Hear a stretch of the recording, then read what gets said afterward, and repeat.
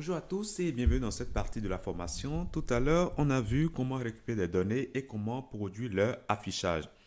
J'espère que vous avez eu un peu le temps d'ajouter un peu de style, d'écrire quelques propriétés pour votre page.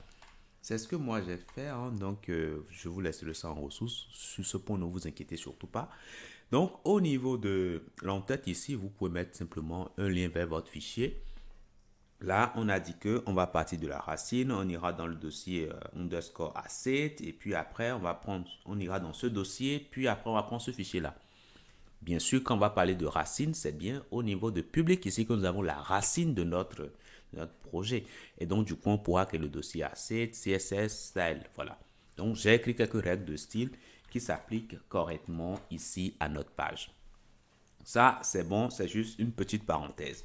Maintenant, vous allez constater que les images qui sont générées, en fait, c'est des liens vers d'autres serveurs. Ok, les images sont récupérées à partir d'autres serveurs. Mais vous pouvez avoir envie de sauvegarder les images à l'intérieur de votre projet. C'est vrai que ça va vous prendre un peu d'espace, ça c'est vrai, mais oui, ça vous rend indépendant de l'autre serveur qui peut vous dire un jour qu'il n'est plus disponible. Donc enfin, récupérer des données venant d'un serveur extérieur, il y a toujours deux cas, soit le serveur répond favorablement ou non. Mais quand vous avez les données sur votre machine, oui, là vous êtes sûr que les données sont là et vous pourrez les utiliser à tout moment. Donc, si nous souhaitons par exemple télécharger les fichiers en images, on peut le faire toujours avec le Faker. Ok?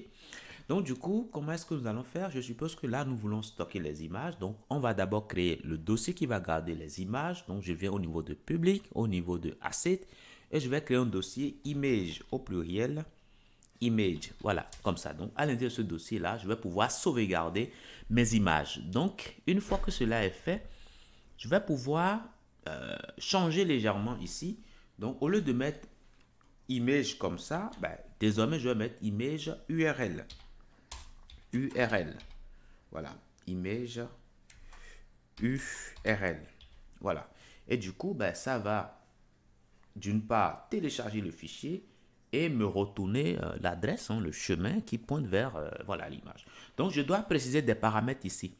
Le premier paramètre qui est attendu, c'est tout simplement la route. Ok, la route. Donc, on va dire tout simplement qu'on veut stocker les images dans le dossier public. Ok, donc le dossier public, comment est-ce qu'on arrive à l'obtenir? On est déjà là-dedans. Ok, on est déjà là-dedans. Donc, pour ce faire, ici, je peux ne pas mettre quelque chose. Je peux mettre tout simplement une chaîne vide, tout simplement, puisqu'on est déjà au bon endroit. Après ça, nous allons indiquer maintenant l'emplacement où nous voulons sauvegarder nos fichiers. Et là, ici, vous voyez que l'emplacement par défaut, c'est asset image, mais chez nous, c'est underscore asset ici. Il faut qu'on précise cela. Donc, je mettrai alors ici underscore asset, asset au pluriel, image, voilà, comme ça, tout simplement. Une fois que ça c'est fait, ici, je dis que c'est au niveau de là où je suis. Donc, du coup, je peux simplement mettre ici tout simplement dire. Voilà. Et là, ça donne tout simplement les informations sur mon emplacement. Ok, le dossier dans lequel je suis. Donc là, c'est bon. Donc, si je fais ça par exemple, pour l'instant, il n'y a pas d'image dans le dossier image. Mais si je vais au niveau de mon affichage, alors pour rester modeste, je vais rester sur allez, 5. Ok, 5 c'est bon. Donc, je peux repartir ici. Mais en attendant, ici, au niveau de user, je mettrai là $i. $i, voilà. Bon, même si je ne le mets pas, ça ne devait pas poser problème, voilà. Donc, du coup, je reviens alors ici et j'actualise. Et là, qu'est-ce qui va se passer? J'ai simplement à patienter. Mais durant ce temps-là, je peux aller voir dans le dossier image que j'ai ici. OK? Voilà, je patiente juste un tout petit peu. Et là, nous avons un problème ici. Et ça, on dit que ça n'arrive pas, voilà, ça n'arrive pas à retrouver OpenStream. OK? No search file or directory.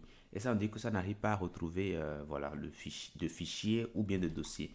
C'est dû au fait que ici, on a oublié d'indiquer que on veut passer de la racine. OK? Voilà, tout simplement. Donc si je mets ça et j'actualise ici, en attendant, on peut déjà venir au niveau de notre projet ici. Et là, qu'est-ce qu'on voit? On voit qu'il y a des images qui sont déjà en train d'être téléchargées. Vous voyez? Et on a au total 5 images qui sont téléchargées. Donc, on peut repartir ici. Et là, on voit tout simplement les 5 utilisateurs qui sont créés avec les images qui sont bien téléchargées, qui proviennent correctement de notre arborescence. Voilà. Donc là, c'est bon. Donc voilà comment vous pouvez récupérer des images et les sauvegarder pour pouvoir les utiliser après. Je vous dis merci d'avoir suivi cette partie et à tout de suite dans la prochaine.